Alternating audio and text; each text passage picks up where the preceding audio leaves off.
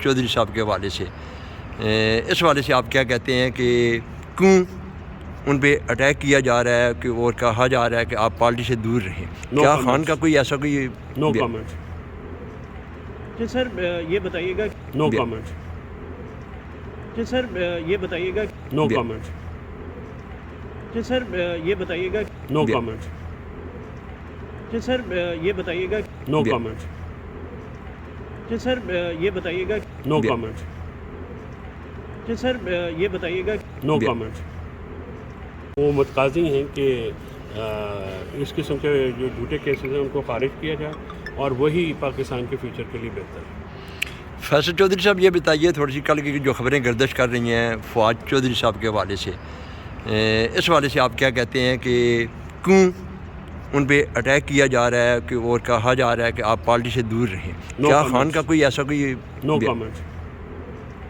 جی سر یہ بتائیے گا کہ عمران خان اور کی جو مذاکرات کمیٹی تشکیل دی ہے اور آج مذاکرات کا پہلا دن ہے 11:30 بجے، کیا سمجھتے ہیں حکومت ایک طرف سے تو بارہا کہہ رہی ہے کہ یہ جو فیصلے ہیں ان کا مذاکرات سے کوئی لینا دینا نہیں اور نہ ہی اثر انداز ہوں گے، تو کیا سمجھتے ہیں ایک طرف حکومت 9 مئی کے اوپر جو ہے وہ اپنا بیانیہ سیٹ کر رہی ہے، دوسری طرف مذاکرات کی طرف باتیں بھی چل رہی ہیں، تو دونوں سائڈ سے کیا مذاکرات کامیاب ہوتے ہوئے دکھائی دیں گے؟ پھر اگر ناکام بھی ہوں تو مذاکرات ہی تو ہوں گے، مذاکرات تو ہونے چاہیے نا، مذاکرات کے علاوہ تو سر کوئی بات نہیں ہے سر صاحب، یہی بات چلنی چاہیے، یہی بات جو ہے آگے چلے گی۔ تو اگر ناکام بھی ہوتے ہیں 9 مئی کا بیانیہ آپ دیکھیے کہ حکومت نہیں کام کر سکی۔ 9 مئی ایک فالس فلیگ آپریشن تھا، ایک پولیٹیسائز ایونٹ ہے، جنہوں نے پی ٹی آئی کو چھوڑا ان کو بری الذمہ قرار دے دیا گیا، جو پارٹی کے ساتھ رہے ہیں ان کو قصوروار قرار دے دیا گیا۔ تو اس قسم کی جو پولیٹیکل پک اینڈ چوزنگ ہوتی ہے اس سے کیسز جو ہیں وہ کمزور ہوتے ہیں۔ عمران خان کے قریب اور 300 کے قریب ان کے پاس ان کے خلاف کیس ہیں، ان کی اہلیہ کے خلاف 60-70 کیس ہیں، سارے سیاسی بنیادوں پہ رجسٹرڈ کیس ہیں، کوئی بھی ایسا کیس نہیں ہے جس کو میرٹ پہ آپ کہیں گے یہ بہتر ہے، کوئی کیس ایسا نہیں ہے جو کہ لیگلی سسٹین کر سکے۔ تو یہ سارے جو معاملات ہیں وہ سیاسی انداز سے ہی ٹریٹ ہوئے ہیں، اور 9 میں بھی سیاسی کیس ہے، سیاسی فیصلہ ہے، اور ملٹی کورٹ سے ٹرائل کو ہم یکسر مسترد کرتے ہیں۔ یہ شہریوں کی بنیادی حقوق کی خلاف ورزی ہے، آئین کی خلاف ورزی ہے، انٹرنیشنل لاز کی خلاف ورزی ہے۔ اس لیے آپ نے دیکھا کہ یورپی یونین کے رات کو ایک ریئیکشن آیا ہے، کیونکہ پاکستان نے یہ آبلیگیشنز انٹرنیشنل ورلڈ کے ساتھ ٹریٹیز سائن کی ہوئی ہیں، اور ہمارے پاس آبلیگیشن ہے کہ ہم ان ٹریٹیز کو جو ہے آنر کریں۔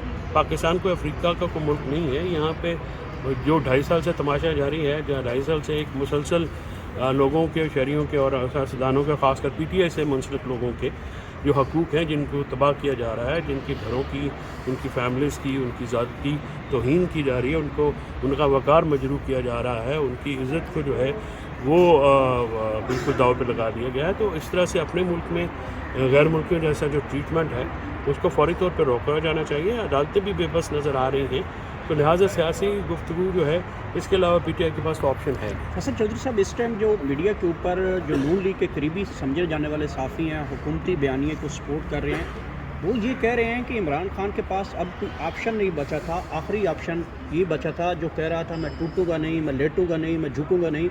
وہ آج کل یہ کہہ رہے ہیں کہ عمران خان کے آگے گدھا بھی کھڑا کر دیں تو ان سے بھی مذاکرات کرنے کو عمران خان اتنے گر چکے ہیں کہ وہ مذاکرات کرنے پہ تیار ہیں۔ کیا اپنے لیڈروں کو گدھا کہہ رہے ہو، یا اپنے لوگوں کو جن کی وہ سپورٹ کرتے ہیں آپ کہہ رہے ہیں کہ نون لیگ کی حمایت کرنے والے صحافی، تو آپ گدھا کہہ رہے ہیں اپنی حکومت کو؟ تو میں سمجھتا ہوں کہ وہ گدھے تو نہیں ہیں، اس طرح کی توہین تو نہیں کرنی چاہیے، کسی بھی شخصیت کو گدھا کہنا وہ نامناسب ہے۔ عرفان صدیقی صاحب ایک طویل العمر شخص ہیں، بزرگ ہیں، ان کو گدھا نہیں کہنا چاہیے۔ رانا ثناء اللہ صاحب کو، اسحاق ڈار صاحب ہیں، راجہ پرویز اشرف صاحب کو، باقی جو